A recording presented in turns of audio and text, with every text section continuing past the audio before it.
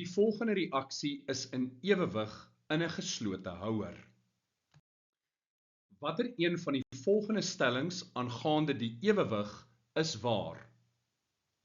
Die korrekte antwoord is C. 'n verhoging in die konsentrasie van fosforpentakloried veroorsaak 'n verhoging in die konsentrasie van die produkte. Alhoewel 'n katalisator die reaksietempo sal verhoog, gaan dit nie enige impak hê op die chemiese ewewig nie. A is dus verkeerd.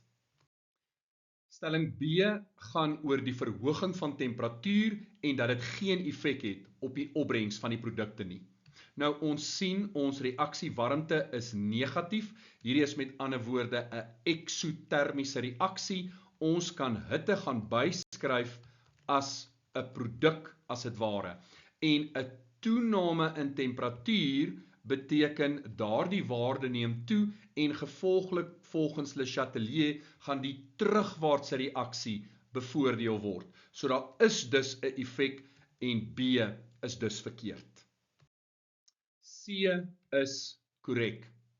As ons die konsentrasie van die fosforpentakloried verhoog, dan sal die voorwaartse reaksie bevoordeel word en dit lei tot 'n verhoging in die konsentrasies van die fosfortrikloried en die kloorgas. Stelling D gaan oor die ewewigskonstante. So die ewewigskonstante is gelyk aan die konsentrasie van die fosfortrikloried maal met die konsentrasie van die kloorgas. En dit deel ons deur die konsentrasie van die fosforpentakloried.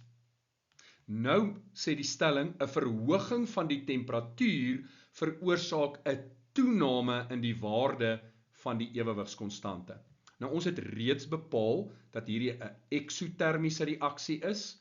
Meer hitte gaan lei daartoe dat die terugwaartse reaksie bevoordeel word en dit beteken dat die konsentrasie van die fosfortrikloried en die kloorgas gaan afneem en die konsentrasie van die fosforpentakloried gaan toeneem. Met ander woorde, daardie waarde gaan afneem, hierdie waarde gaan afneem en daardie waarde gaan toeneem. Die Kc-waarde gaan met ander woorde afneem en nie toeneem nie. En daarom is stelling D verkeerd.